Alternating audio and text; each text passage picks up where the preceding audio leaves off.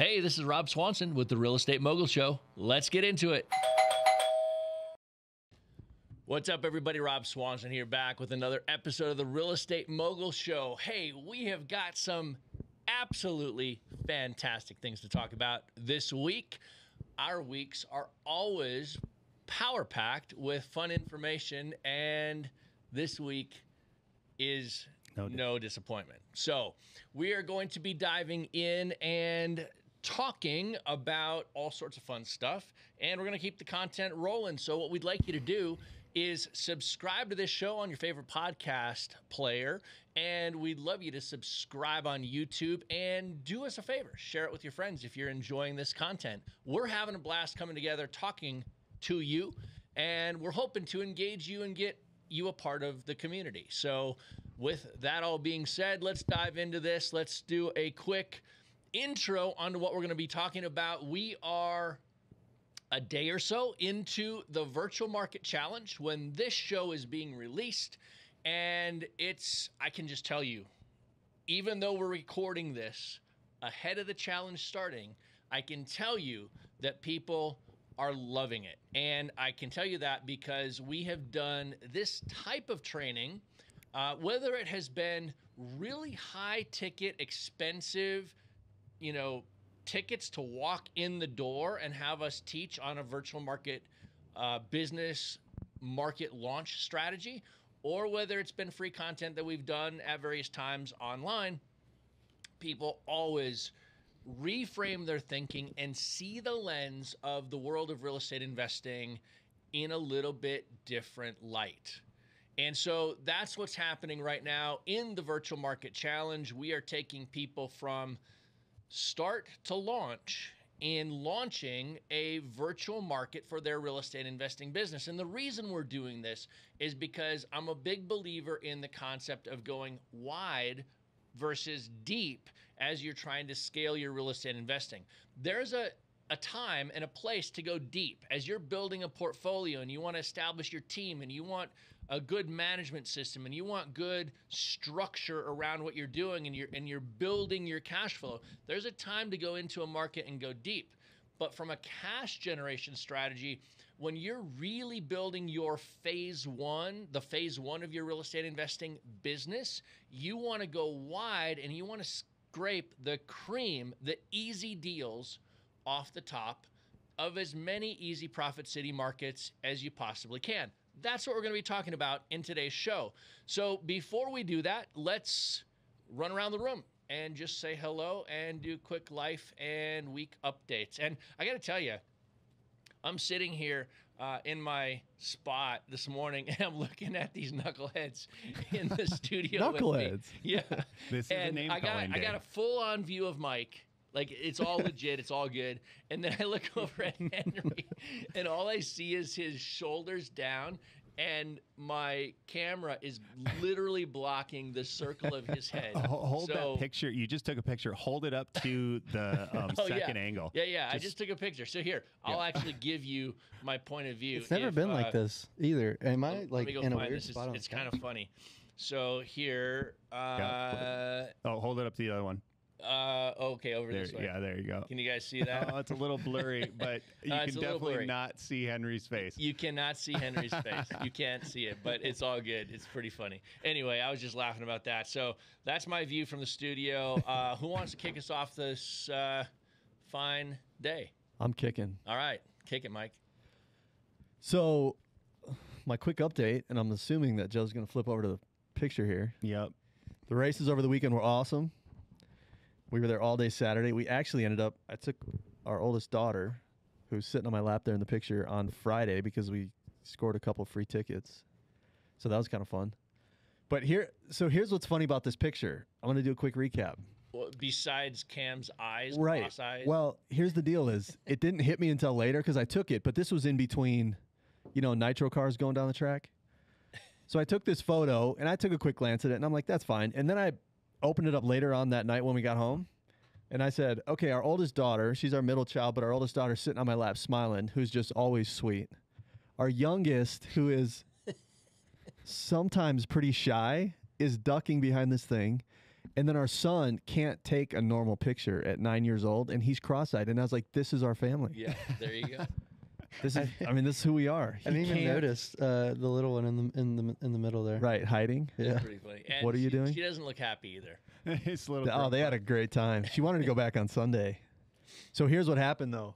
They were pretty miserable in the afternoon session, but then I took this in the afternoon, later in the day when the sun had gone down because Yeah, it was hot out there. Yeah, it was hot. Yeah, the track, and they have cooling pipes under the starting line. The starting line was 120 degrees Wow. with the cooling system. So it was hot. But then we went to the car, we turned the AC on, ate something, drank a bunch of water, and then we came out and the sun was down, and it was awesome. And so the highlight was Brittany Force went 337 miles an hour. Oh my gosh. Which she was the previous track record holder at 330. Whoa. And so final year, they're shutting the track down, you know, final run of Mile High Nationals at this Let it all location, out there. and she went 337. Wow. Right. That's pretty dang fast. That's So I cooking. got a story about Mile High National too. Yep. Henry and I are sitting in Henry's office Friday? And Mike walks in and Mike says, "Hey guys, I got an extra ticket, or how did he say it? I got a free ticket to the races tonight. What are you guys doing?" And we're like, "I don't know, not much. What are you doing?" And he's like, blah blah blah, and he starts telling us about the races, the last event at Bandamere and this whole big thing. And here's the punchline of the story. Mike got free tickets, but he told us if we wanted to hang out with him, we had to go buy our tickets. So It's good you didn't, He didn't because- walk in and say, "Hey, I got free tickets. You guys want to come with me?" Right. It was, "Hey, I got free tickets. You guys want to go buy some so you can hang out with me?" It was I had And we free try ticket. pretty hard to hang out with him too. We And did. we really do try every weekend, every day actually. That's right. And the opportunity comes up, and I got to pay money to, We got to go hang out with Mike. We invite him for free all the time, and we got to pay money to hang out with him. We get how this goes. But here's the funny thing. Here's the funny thing. The different three distinct stages of life, right? My kids are grown and out of the house. Henry doesn't have kids yet, and Mike's in the soup. And so Yes. kids control his life. So Henry and I, we went fly fishing all day Saturday and hung out and had a really great time. Right. Because we're on the bookends of, like, we can do what we want to do pretty much when we want to do it. Yes, you can. And Snyder, you don't have that opportunity yet. No. And All right. loving this season. Yeah, I know. Every It's, minute it's of it. good. It's all good. Kids are fun. Yeah, Kids it's are great. fun. Henry, All what's right, up? yeah, you kind of gave a little hint there, but my wife and I, Rob and your wife, went fishing this weekend, Saturday morning, early. Kind of struck out on a couple spots, but we learned where not to go in the summer and where to go in the fall. That's right. Man, I've never experienced those mosquitoes like that before. I'm from the South. I'm They from were North brutal. Carolina. You know, I grew up That's around what I heard. buggy areas, mosquito areas, but that was literally the worst thing that I've ever experienced when it comes to mosquitoes. Colorado, high altitude, alpine mosquitoes. It was insane. Are they Luckily, Minnesota bad? They were as bad as I've ever experienced Really? anywhere. yeah, luckily, so I didn't tell you this, but Olivia and I beat Rob there. We walked down, because you've been there, we walked down the hill all the way to the river, Yep. and Olivia's just having a bad time, and I'm starting to have a bad time too. And I said, "Hey, just go back up. I don't even think I'm going to fish here. Let me get in the water, see what it feels like." Right. And the mosquitoes are not better in the water. And I peeked from the riverbank up on the trail, and Olivia had a blanket with her, and she is going to war with these mosquitoes, like slap in the air, and she just hightails it out. Right. And luckily, we caught it before Rob even got there. And when we were getting back up to the crest of the trail, Yep. Rob pulled up and he was suiting up, and I said, "Dude, you're not going down Yeah. there. Don't Yeah. even bother. You're not No, going so we bailed on spot number one. Henry took the brunt of the beating for Yep. us. Took one for the We team. went up on another little spot that it was pretty bad. So we didn't last there very long. And then we were thinking about either going over to the Williams Fork, but we decided to go back south down the Blue and get a little higher altitude, Yep. or a little higher elevation and more rocky shoreline. because I thought if we went over to the Williams Fork, it's going to be the same terrain as where we were at and the same elevation. Yep. And it just wasn't going to be good. So was it better where you finally went? Oh yeah, it was great. No mosquitoes down where we were. Cool. It was fine. Yep. All right, around the miserable. corner, Joe, what's happening? Oh wait, we got to show this. We got to throw this little brown up on the screen for Henry. Yep. That's a pretty little fish. That's 10, 12 pounds, isn't it? Yeah, it's a huge monster. That's a huge monster. That's your record, right? No, PB. That's your record fish? it was spotted up. It's pretty. No, and it's a really it pretty was really fish. wild and pretty. So Nice little Colorado brown. All right, I like it. Around the corner, Joe, what's up? Hey, I'm just, what am I, on a 20-day Duolingo streak, and went up to this weekend, took a little drive. I understand you can drive up to Mount Evans to one of the 14ers. It's 14,130 feet, and I'll throw that up on the thing too there. That's me standing at the summit. I wasn't supposed to get out of the car because they were checking people at the bottom and giving you a little green tag and said, don't stop, don't park. You know, you just got to drive up and back. And I I went up there with my mom. Yeah, I did. I just hopped out, let her drive. I took a picture and jumped back in. But it was incredible. There's a little video also. All right, here, let's pop the video. you see the goats? There Yes, it you saw the is. goats. Yep. I mean, look at that. Beautiful. It was absolutely That's cool. Did you see gorgeous. on the way up before the last bend to get to the top? Did you peek down to the left, and did you see Lincoln Lake? Yeah, I have a great. I There should have is put.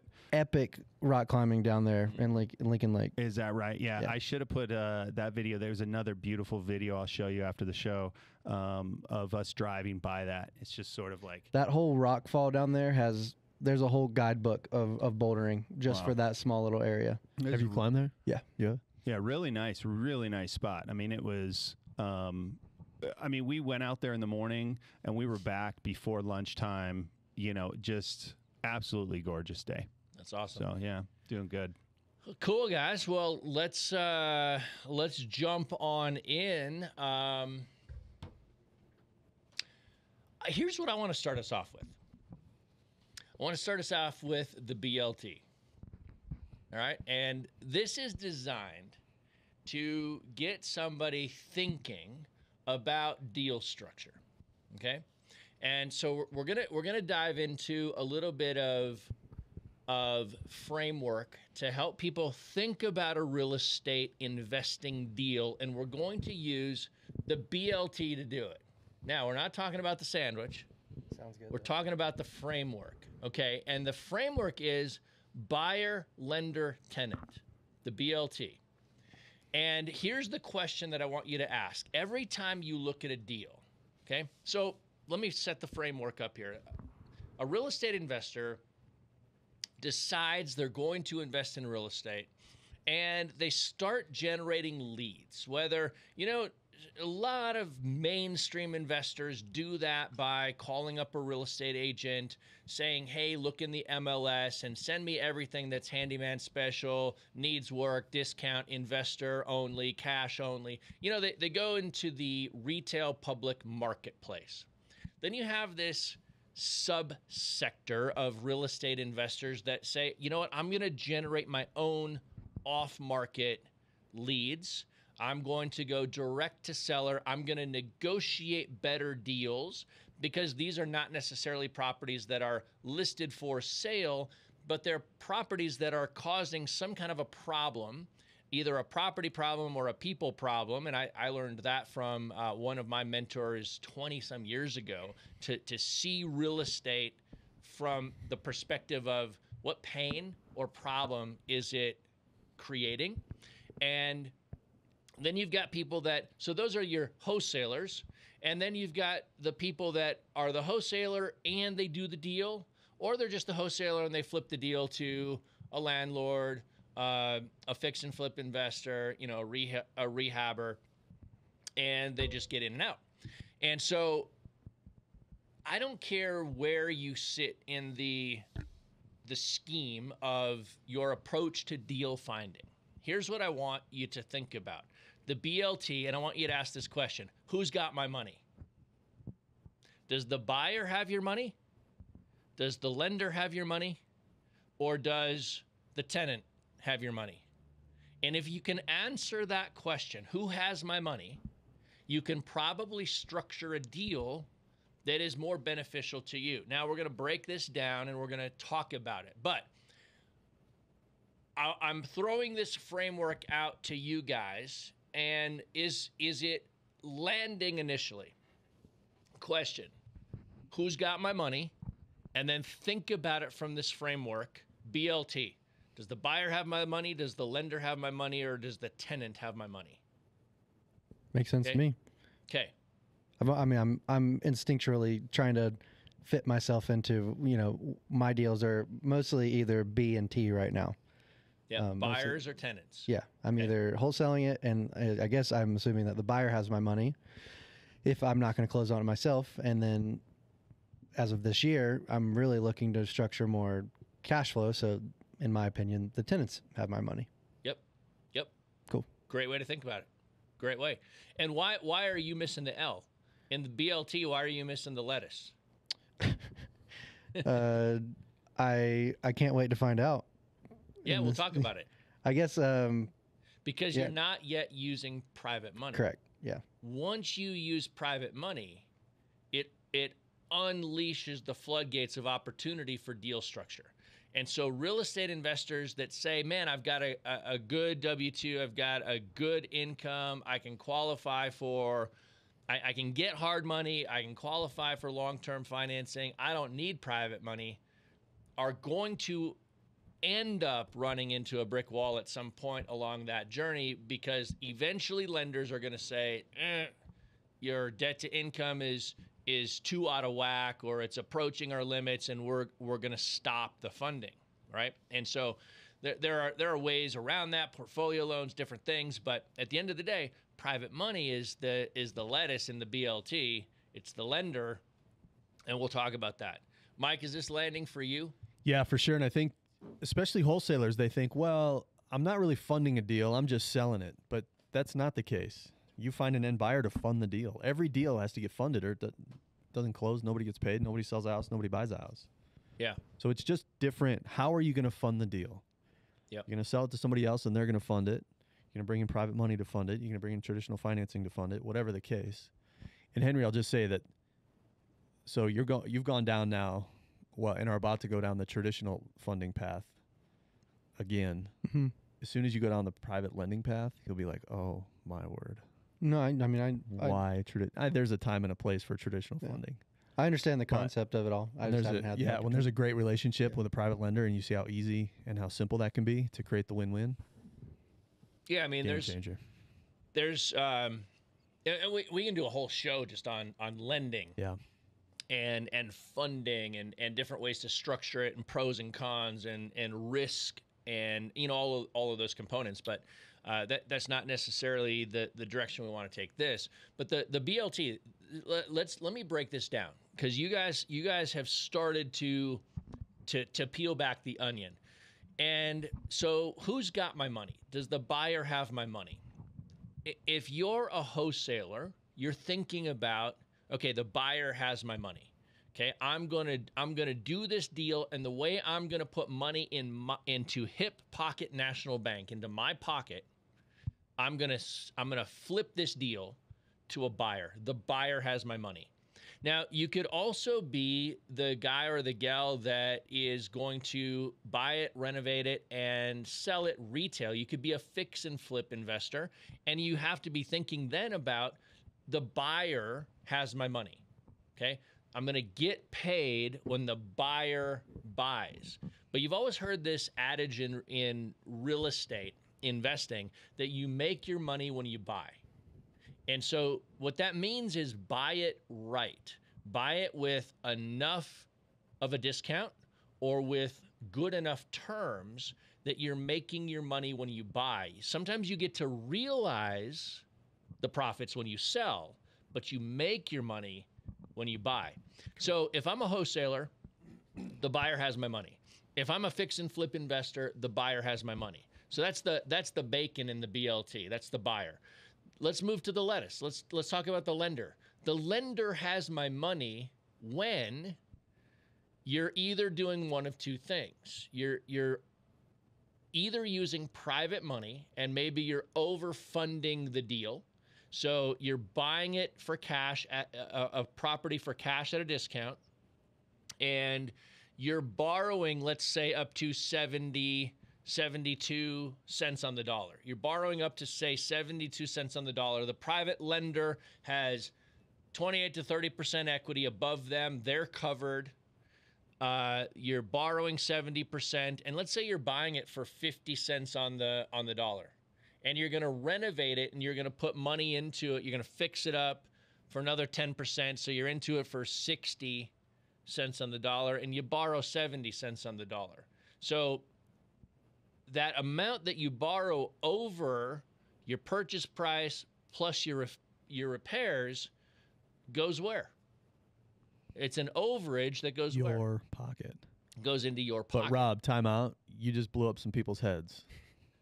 Okay, let's talk about it. I'm just saying this could be a whole show too. It 100% can. The way you do this. Because right. we talk about it around here like, oh yeah, that's how you do it. But I only talk about it like that now because that's what you told me back in 08. Hey, watch how we do this. Yeah.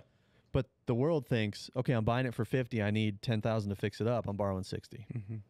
Right. And they think, and I got to put probably 20 or 30% down as an investor loan. So if I need 60, I'm going to put 20% down. I got to come to the table with $12,000 down Right. payment. Buying right? a house traditionally means I'm bringing money to the table. That's right. Because that's what typically when you buy a house to live in, Right. that's typically how you do it. When you and then you just went 180 degrees on this. Right. When you reframe your thinking and you think about who has my money, buyer, lender, or tenant, you start to reframe and you start to say, how do I walk from the table with money? How do I walk from the closing table with money? And so if I do that, I buy personally for my own rental portfolio, right? And I'll cherry pick deals out of our wholesale operations and from wholesalers, and I'll just buy good deals. Sometimes I'll pay cash. Sometimes I'll use private money. I'll bring a lender into the table, and I'll put the lender in a good position, right? Let's say the property is worth 100. I won't borrow more than 70, so there's 30% equity. And if I bought it for 50 and I put 15 into it to fix it up, a nice little clean rental rehab, 50 plus 15, I'm into it for 65. I borrowed 70. What did I just do? I put $5,000 in my pocket. Now, I also have an extra criteria when it comes to cash flow. Depending on the neighborhood that I'm in, and again, we don't need to go down the whole rabbit hole of how we decide, how much we borrow. I just want people to get the concept of who has my money, right? And so, but I do want to answer the question. I will look at two things. I'll, number one, make sure that the money I'm borrowing from my lender puts my lender in a good equity safe position, number one. And number two, I'll make sure that I'm operating at a cap rate or a cash flow that is acceptable to me. And so I'll buy at a certain cap rate, and then I'll overfund at a little bit lower cap rate, but still hits my buying criteria. And that delta is what allows me to put cash in my pocket. And so it's a fantastic way to walk away from the closing table with cash in your pocket. That prevents the feast and famine that most real estate investors suffer and struggle with. And so let's move to the tenant. The tenant has my money. Now, we talked about the most obvious one, right? And the most obvious one is you're going to rent it out, and the tenant's going to pay their deposit, and then they're going to pay their rent. That's the most obvious one. But what if you did a terms deal? What if you went in on a house and you picked up a house, you controlled a house with a lease option, you leased it with the option to buy, and you turned around and you subleased it with the option to buy. And when you did that on the front end, you just took over, you started making a rent payment, no money down, but you're controlling now your price, you're controlling the cash flow, and you're controlling the occupancy of the property. On the back end, you're then giving occupancy to whatever tenant is going to move in, and you're also giving them a higher price in an option to purchase from you, and they're buying that option from you for a set fee. So maybe they come in with 3% or 5% or 10% of the purchase price to purchase that non-refundable option. That gives them the right to live in the house, pay rent on the house, be a tenant in the house, and then at some point exercise their option to purchase. So let's say that you picked up a house for $200,000 and you controlled it with a lease with purchase, a lease with an option to purchase, and you turned around and you leased it out with an option at a higher price. So maybe a $235,000 resale price versus your $200,000 purchase price. And maybe that tenant moved in and bought the option for, let's say, $15,000. So what happens? You walk away from that deal, the tenant had your money because that's a non-refundable option, and you now have gotten paid $15,000 to put that deal structure together. And we're not going to break down the whole deal structure and how you make sure that tenants are taken care of and they can get across the finish line and the vetting process, a whole nother show. But the concept is deal structure. When you're going into this deal, you've got to start asking yourself, who has my money? And what you'll find is that sometimes multiple people have your money. And correct, yeah. And that starts to become a beautiful thing, right? So if you've got a wholesale acquisitions company that you've got acquisitions guys or gals that you're paying, and they get paid for every deal they buy that gets flipped, and maybe you've got dispositions guys. You've got a team that you're paying in your wholesaling deal acquisitions business, and then you've got a buy and hold entity that's you're building your portfolio in a buy and hold entity. And then maybe some of that portfolio is selling on the back end to a tenant or to somebody with owner financing or a lease option. And so now you've got all three components. You're getting paid by flipping the deal from your acquisitions company to your portfolio company. And the reason you would do that is to create the margin and the spread to pay your team. Then you buy the deal in your portfolio company and you bring in private money and you can overfund, putting your private lender in a safe, secure position, but that puts money in your pocket. And let me just say this. Some people are hearing that and saying, oh, my private lenders would never go for that. You know what? My private lenders would never not go for it because as a private lender, you know who I'm the most concerned about failing on their execution of a real estate deal? The guy that doesn't make any money. So when I know he or she is making money and I know that they've got cash and cash flow coming in, as a lender, I'm like, okay, they're making enough money to keep their attention on this deal and to drive this thing across the finish line. So the concept that and Rob, that's a lender, go ahead. I was going to say, that's no different than a bank saying, oh, you want to borrow some money? Prove how you're making money. Mm-hmm. They do it in a slightly different way because they want a W-2 and a tax return and a pay stub, right? Yep. But that's no different. It's just it's outside of the box, but you understand as the lender, this is how savvy investors get paid. They should be doing that. The fact that my borrowers are getting paid puts you in a more secure position. It's just another way of doing it. So it's not a foreign concept. How it's being done maybe is a little bit, but it's not a foreign concept. That's right. No, that's exactly right. And that's the thing for people to hear is that this isn't a stretch or odd or weird or no wizardry here. No wizardry. Yeah. It's deal structure. Yeah. And it's making a win-win for everybody. And so my lender comes in over funds. That's my second place now that I've made money. And I put that right into Rob's hip pocket National Bank.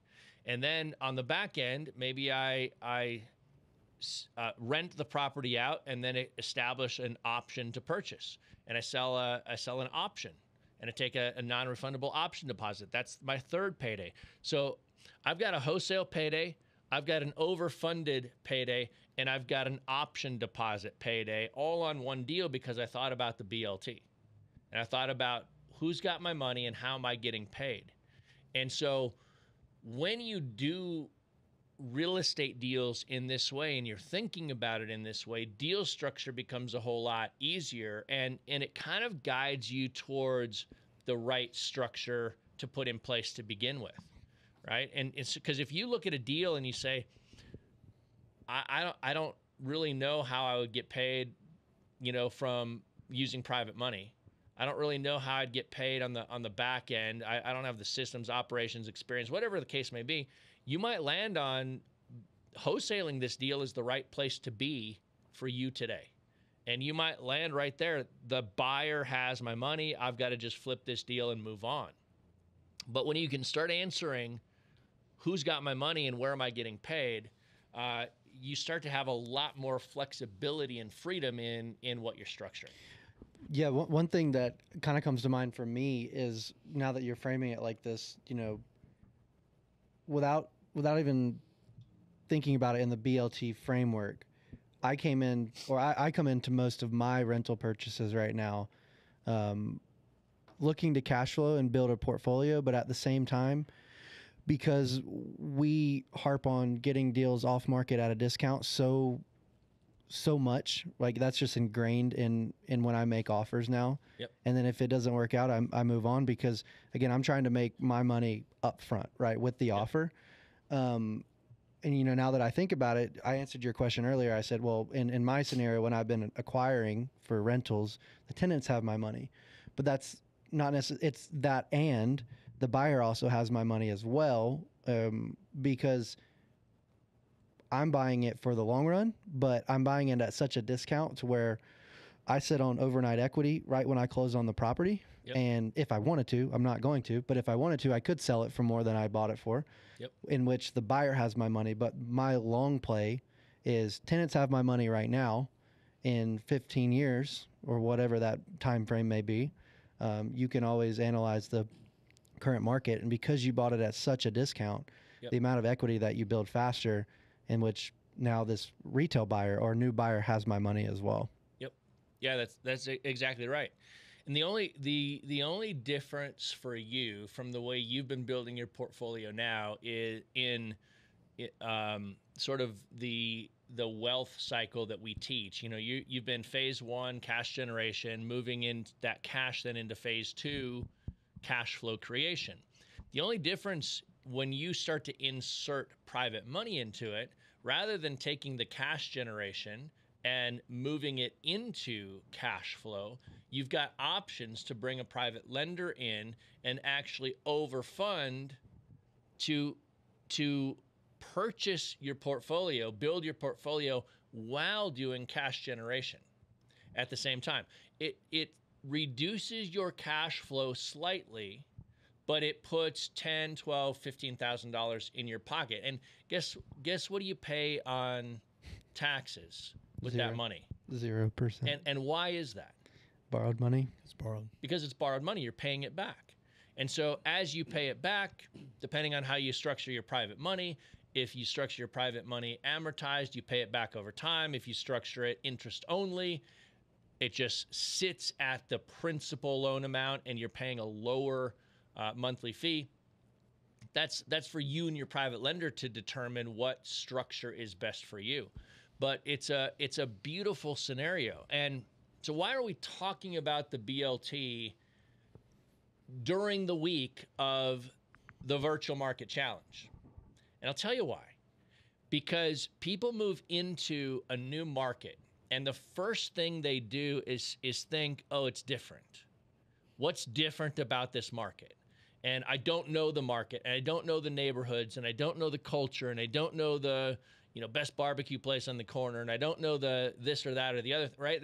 They don't know the market. And yet in the big scheme of things, real estate investing comes down to math always. Are there some subjective decisions that you make? Sure. Good example is we talked about it a week or two ago, right? I'm not interested in buying a house on an acre lot. You know, I don't want 1,000 square foot brick ranch rental on an acre, because to me, that means lawn care and maintenance headaches and expensive lawn mowing every single week. And very quickly, an acre lot lawn care sucks up my cash flow, right? Or it eats into my cash flow. And I don't like that. I like a nice little 6,000, 7,000 square foot lot with 1,000 square foot brick ranch house. And so those subjective type of things come into the equation at times, sometimes personal opinion. But how did I determine that personal opinion? Experience And the math, right? I was like, man, I got this nice big house on the corner, and it's a bigger lot than all my other ones. And when I look at my P&L, and in QuickBooks, you're typically going to set up every property as a class in QuickBooks. I can go in and I can run a class report, and I can see where the expenses by class, or i.e. by property, break out. And this one little house always has high lawn care and maintenance costs. And I'm like, you know? So years ago, I figured that out, and I'm like, I'm going to stop buying big lots. Mm-hmm. And I'm going to add an extra $100, $200 a month cash flow because of it. Well, Mike mentioned this last week. He said, you know, a lot of people would view that house in their own eyes for themselves to live in personally, right? Because it's best for them. Right. But the separation there is that while that may be good for you personally, big corner lot, nice yard to play around in, for you as a business owner and a portfolio owner, you've learned that that's not that good of a move. That's right. That's right. You made an interesting comment about let math drive decisions. Mm-hmm.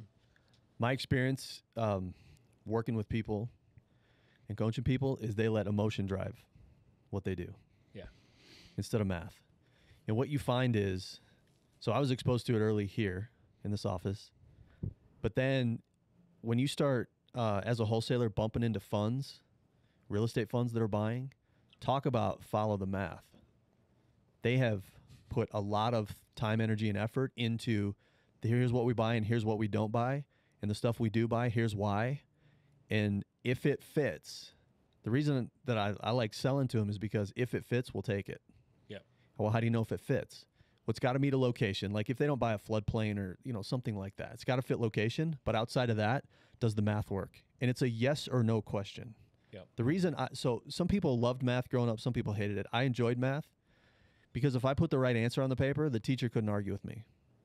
If I'm writing a story, that's subjective. Well, your story didn't do this or didn't do that. But 2 + 2 is 4. And if I put down 4, then I get, right? Yeah. You have to say that I gave you the right answer. Yeah. So I enjoyed that part of it, that it was just cut and dry. But real estate is emotional. And I think what's difficult for people to do is, again, to separate when are you buying a house to live in, because people buy a place to live in on emotion. Does it feel right? What does the neighborhood feel like? What does surrounding areas feel like? Can we see our kids growing up here? Whatever the case, right? Can we see us making memories in this place? That's, in my mind, real estate investing is 180 degrees from that. Mm-hmm. Does the math work? Take it. Does the math not work? Take it. Now, there can be some other factors, but you don't have to let emotion get involved. And so I want to just highlight the point you made. Yeah. Well, I think that math drives. It does. Math should, emotion drives for a lot of people. Math should drive. Well, emotion drives most people in their decision-making process because fear kicks in. Mm-hmm. And when fear kicks in, emotions take over. And you've got to step back and you've got to ask yourself, why is there fear? There's fear because there's a lack of knowledge. And fear dissipates and fear goes away as knowledge rises. And so as you become more knowledgeable about a subject and about a topic and about a strategy and about how to make money with real estate, as you become more knowledgeable, fear goes away. And when fear goes away, the emotions stay out of the equation. Math starts to drive your decision-making process, and you make better decisions as an investor, and you ultimately achieve the results you're looking for. That's the beautiful thing about real estate investing. And we as humans, if we can recognize why emotions are taking over, and we can squash the fear by increasing our knowledge, we put ourselves in a tremendously better place very quickly. Mm-hmm. This is like my situation in a nutshell. Because now if I have numbers in front of me, I physically don't have to see the house now, and I don't care to. It doesn't matter to me anymore. Like it's so easy for me to figure out if this is a hard yes or a hard no. Now, it can be yes and this, and that, right? I'm learning about what my cash flow number needs to be, what cap rate I like to be in, what style of house is starting to work for me, and I fortunately haven't figured out what doesn't work for me yet, and I hope I don't figure that out anytime soon. Yeah, I mean, in proximity to this mindset allows you to essentially stop letting fear sneak in, because, you know, going into real estate on my side, I was doing this and also buying a primary residence at the same time. So I was letting that creep into the real estate side, just because I was doing both at the same time. Yep. But yeah, everything you guys are talking about is like exactly what I experienced. But eventually there's light on the other side of that mindset. And that's when you really start to move quickly and fast, because you're not letting that fear slow you down anymore. And I want to touch on that for just a moment. You were buying personal residence at the same time you were jumping into and learning and taking action on real estate investing for the first time. And there's a separation in mindset. And a lot of times real estate investors will have this pull on their personal residence that they've got to get a good deal, and they've got to, do X, Y, Z. And I've learned all these strategies, and I got to buy it, subject to, or I got to buy it at, 60 cents on the dollar, or I got to do all these things. And at the end of the day, I will tell you I'll tell you where my personal residence lands inside of my portfolio building concept. And if this is the circle of my portfolio, my personal residence lands out here. Like, I'm going to buy what I want, when I want, where I want it, because I can afford it. And I'm going to do that because I like it. And I'm going to let emotion drive it. I'm going to let my desire to have it drive it. And I'm going to pay for what I want. Now, somebody could argue with me and say that is the worst financial decision you could ever possibly make. Okay, great. Next. Right. Like, live okay. where you want to live. Yeah, you decide, like, if that were the case, why would we live in Colorado? Correct. Like, why don't I move to, I don't know, I'm just going to pick a low price market. Why don't I move to Garden City, Kansas? Nothing against Garden City, Kansas. I like it out there. You just offended 7 people. I know. That's possible. But my point is, why wouldn't I just move out there, and, my house out there I could probably do for, I don't know, $400,000 or $500,000. Whereas in Colorado, it's a heck of a lot more than that. And if I'm gonna do that, why don't I say, well, why don't I go live in one of my rentals for $80,000? Because investment math doesn't come into the decision of personal residence. I did an entire show or an entire video on this where I talked about using the decision matrix to make my personal house buying decision. And I used math. I used a weighted decision matrix. Is this house right? Is this house right? Is this house right? And we created, so those were our choices. We had 3 choices. And then we had the criteria that we wanted to weight and measure against. And we measured every criteria for every option on a scale of 1 to 10.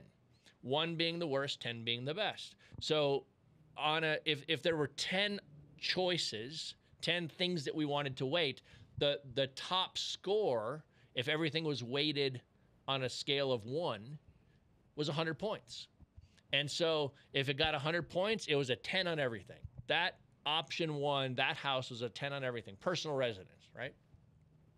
And so we ended up buying this is, I don't know, 5-6 years ago now, we moved and we bought a new house, and we ended up buying a house that hit like a high 80s to 90s. There's always something that could be a little bit better. It wasn't a 10 out of 10 on everything. But when we looked at the high 80s to 90s versus the next one was in the high 70s versus the next one was in the high 60s, we're like, this option doesn't even play. This option is good, but it's not as good as this one because of these things. And now the emotional decision drove. And so you can do the same kind of thing in your investment building theory. What are the things that are important to you? And so for me, I have 8 things that drive my investment decision-making process. And it's simple, system, scale, margin. So I want it to be simple. I want to be able to build a system around it. I want it to be scalable, and I want it to have high margin. Then I have cash flow, risk, headache factor, and lifestyle. So the first 4, the second 4. Cash flow, risk, headache factor, and lifestyle. And so those 8 things are the options that I evaluate in making business decisions and that drive my investment theoretical approach. And that gives me the bumpers on the bowling alley, if you will, to say, hey, I'm bouncing towards the gutters outside. Let's stay down this lane. Here's my lane, right? And so when I start to think about those things, it helps me build my wealth and build my portfolio pretty strategically, pretty intentionally.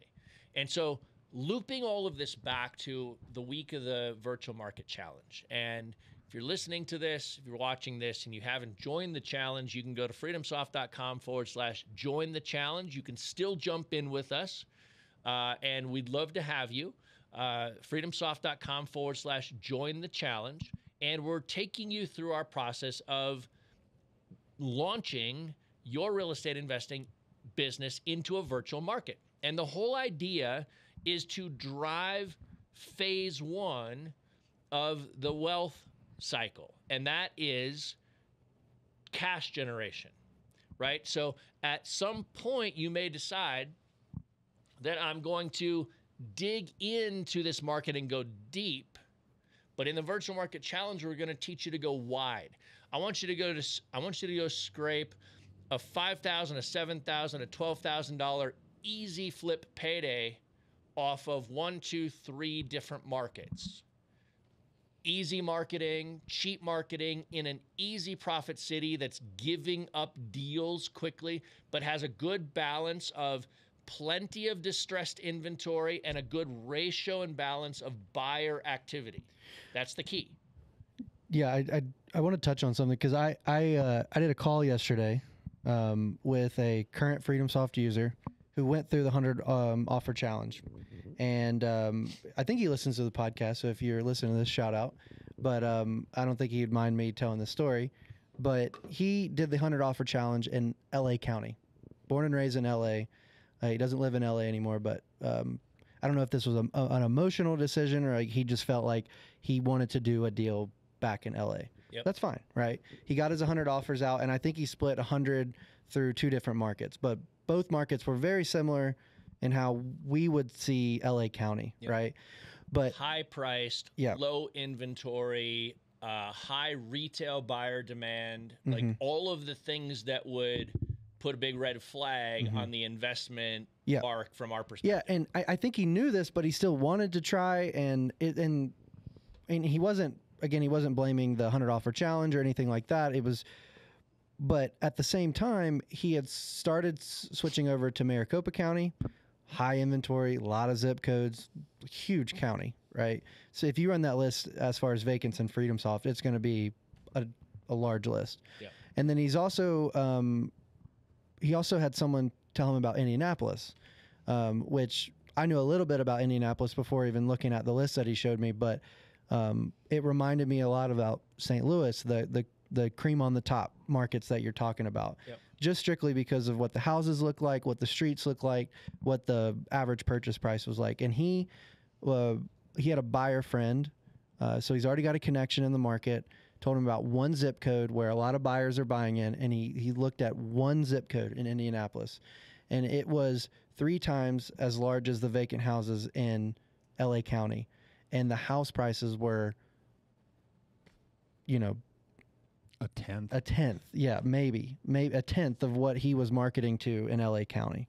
So in the zip code, in the single zip code, not even county, but one in the zip single code zip code in Indianapolis was 944 versus 184, 180ish. Yeah. And so what we're talking about there is the distressed inventory. And that's just one marker of distress. Vacant is just one marker of potentially distressed, right? And so looking at just that one marker of distress, you can clearly see that, hey, if I'm going to spend marketing dollars, and if I'm going to try to get a deal at a discount or a deal with good terms, there's more opportunity for me to do that in that single zip code than there would be in this greater whole LA County. And that's what I went over with him, was like, you can be here, but the amount of time that you're going to spend here to get that one deal, because he made the point, he was like, I'm one deal away for finding a buyer in LA. I was like, well, yeah, sure. Everyone wants to buy a deal in LA, but there's no deals in LA.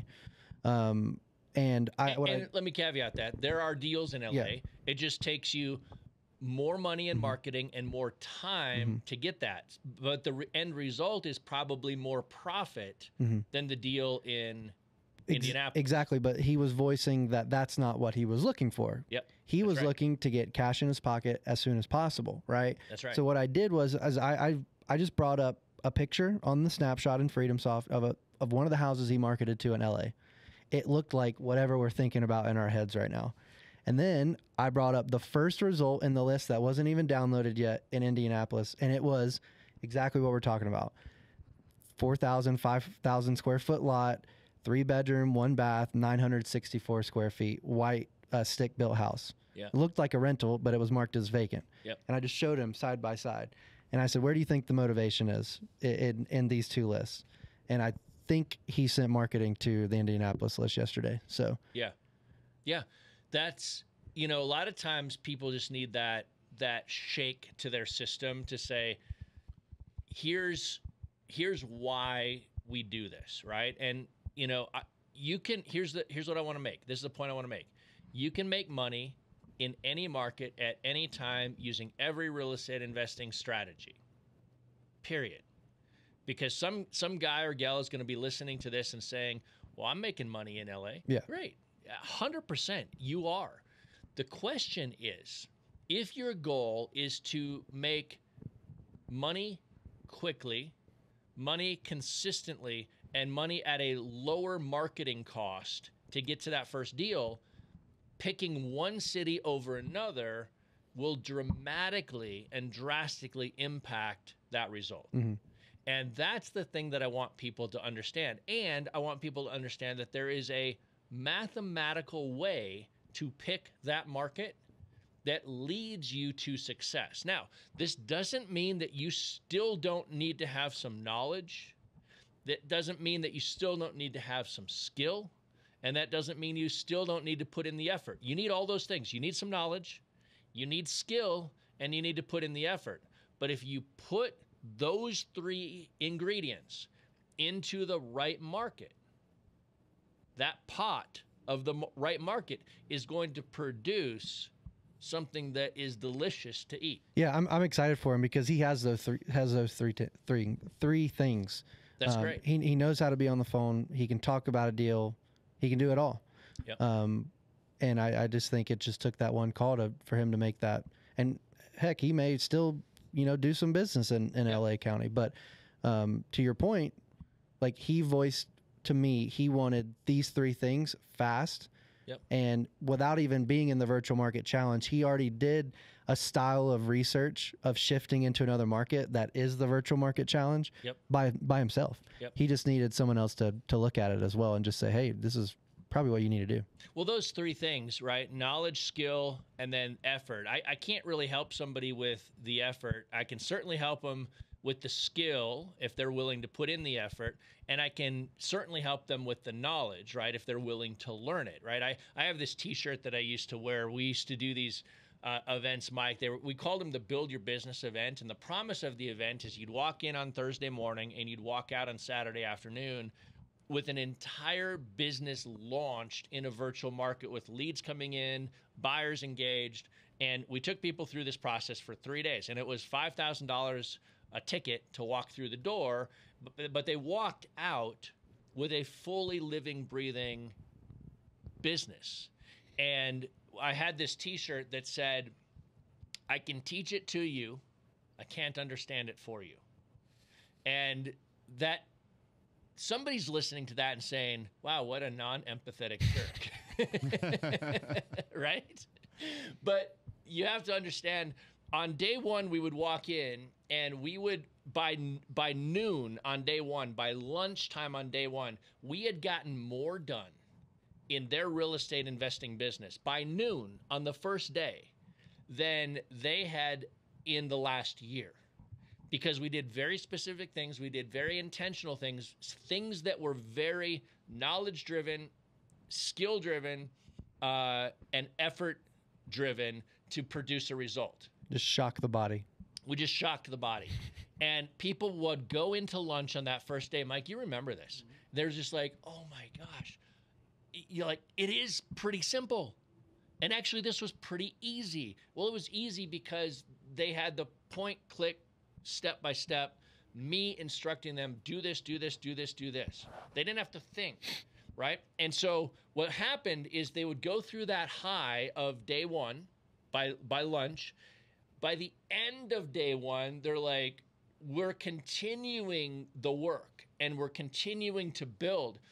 And they end day one and they're like, this is awesome. I'm tired, but this is awesome. We would start day two and we would push hard again. So by noon on day two, I went from noon on day one, the guy everybody loved, noon on day two, the guy that was driving them to push through their tired, push through the foggy brain of like, oh, I'm getting overwhelmed. Like, just keep taking the steps, keep doing the thing. And I went to the guy that everybody hated. You remember this? And this is probably the reason in all of the the event scorecard ratings that we'd have people that would attend these fill out at the end, Mike always got a higher rating than me because Mike was the peacemaker and he was always the nice guy that was there to help. And I was the challenger there to drive you towards the finish line. And so Mike always got fives. That's like the classic good cop, bad cop. Totally. And so, but then here's what would happen. On day two, I would wear that t-shirt. And I can teach it to you. I can't understand it for you, which was a little bit like in your face. But then come the third day, Saturday, they started to feel the results of all the effort and the work they did the previous 2 days.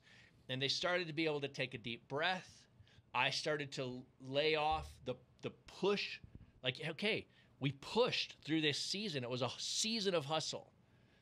Hustle is not the goal. Hustle is a season.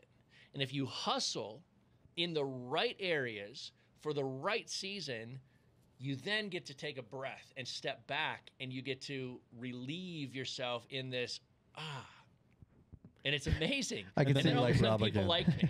I could see Mike walking around like end of day two. Hey man, I know he's yelling at you. He don't mean it. You need a hug. Actually, it was more like, yeah, he is pretty mean. Yeah, he's mean. Hey, you know what? man. Here's the thing. I did it because I wanted people to have success. So true. And Right. if And it helped. It 100% helped. I think a lot of the fatigue from that event comes from the fear that people are facing and then pushing through, but all the mental energy that goes into that, Just shedding. That'll wear you shedding out. off. Yeah. a lot of times more than a hard workout. Right. If your brain's working overtime and Yep. you're fighting against, holy crap, I'm about to do something I've never done. I know I Right. should have done it for the last, some Yep. people for multiple years. and then they're finally pushing through it. That's mentally draining. Well, there's the fear of the unknown, right? You're taking an action blindly because you don't necessarily know what the outcome is. So there's the fear of the unknown, and that in and of itself is mentally taxing, right? I remember that from flying. I remember when I first got my pilot's license, and the first time I flew out of airspace that I had flown with my instructors. I knew the airports, I knew the airspace, I knew the altitudes, I knew the radio frequencies.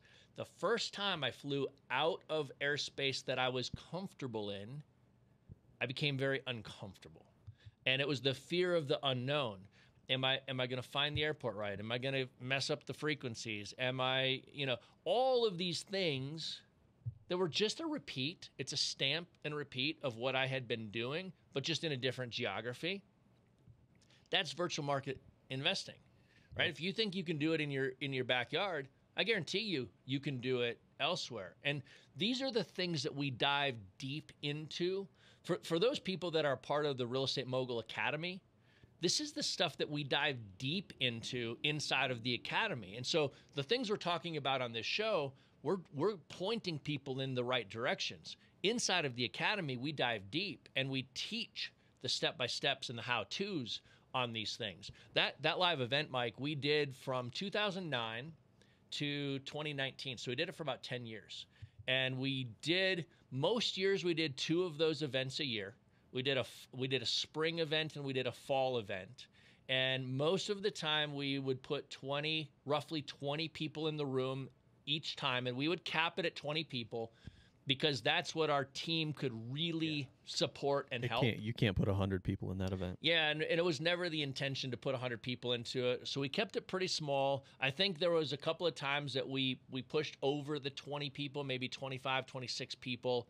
But most of the time it was in that 20-person range, and people walked out with a result. And we ended up stopping it when all hotels stopped allowing us to have events in 2019, and then into 2020 it stopped, and we haven't done it again. I'm thinking that that's one of those things that through the Mogul Academy, we'll just make a part of the deal. Like, people won't have to buy an extra ticket to it. If they're a part of the Mogul Academy, they'll be able to come to that schedule and come to that event because it's a life-changing event.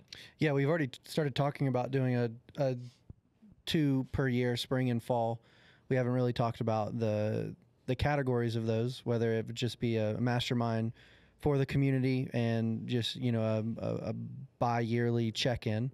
But I mean, now that we're talking about it, live, I mean, I think it would be awesome to bring that back, at least for one of the 2 per year.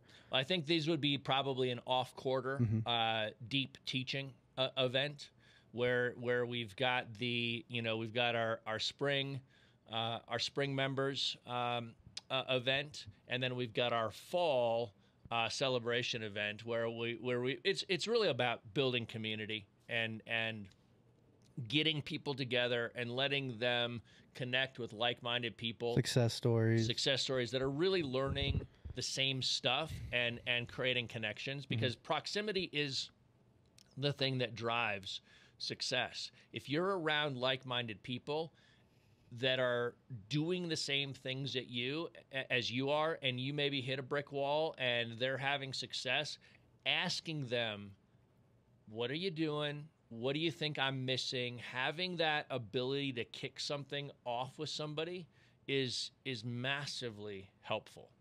And so, people will get a taste of that through the virtual market challenge. And, we just like to walk people through that and make that a part of the deal.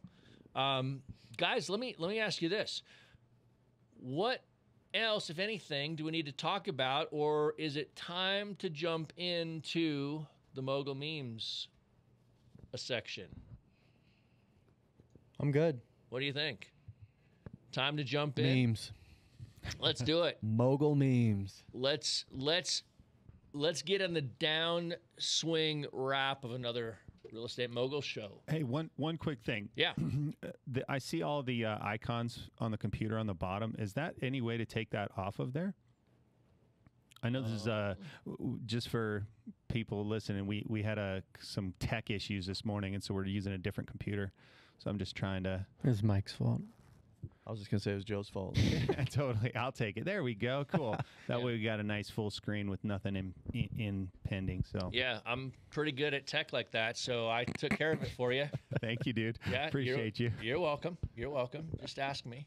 Tech support around here. Yeah. All right, the Real Estate Mogul memes. This is the section or the segment that has investors laughing. All right, here we Indeed. go. Here we Okay, go. number one. When media tries to say real estate is dead, investors who don't listen to the media. Okay, who threw this one? I put this one together. So I think that's Drake. Big old Yeah, Drake He's a rap meme. guy, but he's putting his hand up, like saying, whatever you have to offer, I'm not listening. And then in the next picture, he's just looking confident, You know, I got to say, not listening. this one says when media tries to say real estate is dead. I would say when media tries to say anything, Yeah. anything, I have a just question. turn off the news. So back to a serious topic briefly, Rob. I have a question, and it kind of hits on this meme. Why do you think? Because now I'm in a position where I'm doing it, and people are finding out, or it just comes up organically, maybe. And maybe they own a house, or they don't own a house, or they're trying to in Colorado, and like that's their lens of real estate. Kind of like it's pre me before I started buying rentals. Why do you think that there's not a bigger push to teach this stuff in more on a massive scale as far as changing the mindset of real estate? Because every time I talk to someone that's trying to buy a house in Colorado here and I tell them what I'm doing in the current market and they have no idea how or why, I actually, that's a bigger point, is not how, but they're like, why would you be doing it right now when the market is so weird and interest rates are X, Y, and Z? And, I show them the numbers, show them what's going on, and they're like, that's crazy. I knew nothing about that world. But Right. I guess my question is, why doesn't the masses, why don't they know about that? Because Wall Street doesn't get rich if you buy a rental house. Wall Street gets rich when you take 5% or 10% or 20% of your income and stick it into their fund Give it to them. and give it to them, and they go use your money to make a boatload of money and pass a little bitsies on to you. That's why. Mm-hmm. Because Wall Street can't get rich if you go buy a rental house. And so they've ingrained people to think that real estate investing is risky and you've got to have the experts. Well, how do you think the experts did in 2008? They were going bankrupt and I was making a lot of money. Right. Like, you just got to change. You got to recognize why people are telling you something and why they're teaching you something, and change the narrative in your own brain and say, wait a minute, is real estate investing really risky? Is it? And the answer is no. Not if you learn how to do it right. If you learn how to do it right and then execute it well, which is the whole framing of the Real Estate Mogul Academy, that's what we teach people to do. Real estate investing is not scary. Next one. The way I feel when my system works. Oh my God. Is that the Rock? Yeah, this is the This classic. high school picture. of Right. The Rock, yeah. The only thing missing is the picture doesn't show the fanny pack, which he has on in this picture too. Nice platinum chain, the fanny pack, the turtleneck. Joe, do you remember when this picture went viral because someone actually finally found it? Everyone on Halloween that year was dressing up like this. Yeah. I remember being back in Charlotte, and I was out at some Halloween party or out somewhere, and I saw multitudes of dudes dressed up like The Rock that year. Oh my gosh. All right, Amazing. next one. Okay, come to Podio. This is Kermit the Frog, and we've got Kermit with the dark Vader hood, and we've got Kermit the Luke Skywalker, the Jedi, and the Vader is saying, "Come to the dark side, come to the dark side, come to Podio." So, with FreedomSoft being a sponsor of this show, we've got to say that Podio is the dark side. If you're still using Podio, come on, you got to get out of. Get it together. Yeah, get it together, man. You know how many people I've switched from Podio to FreedomSoft in the last 2 months? A lot, right? Yes, a lot. A lot. Learning to find high profit cities in the virtual market challenge. This is huge. We had Donald Trump on the screen. Okay, who threw this one? That's mine. It's gonna be great. Tried to be timely with the virtual market challenge. This is huge. People can't contemplate buying a house that's more than 30 to 60 minutes away from where they live. We're changing the narrative. Right. It opens We're up the entire fixing country. it. Yeah, it's a huge deal. We're fixing it. Could it be a virtual market is the way to maximize your potential? This one's mine. This is the I forget this guy's name, but he has an incredibly crazy name, and his hair is just fabulous. This is Ancient Aliens, and he would always say, when he's talking about the aliens who came down from, Nibiru or wherever, he's like, could it be that they were aliens from another planet? It's always, could it be? Could it be? The History Channel. All right. Love it. That's a wrap. All right, guys, another good show. I appreciate you guys coming into the studio doing this with me. I appreciate you guys tuning in. Just remember that you will do us massive favors if you subscribe on YouTube, if you subscribe on your favorite podcast app, and then hit the share button and share this out on the social medias with your friends, family, and acquaintances. All right, that's a wrap for the Real Estate Mogul Show. I'm Rob Swanson. We'll see you guys in the next one. Cheers. Peace.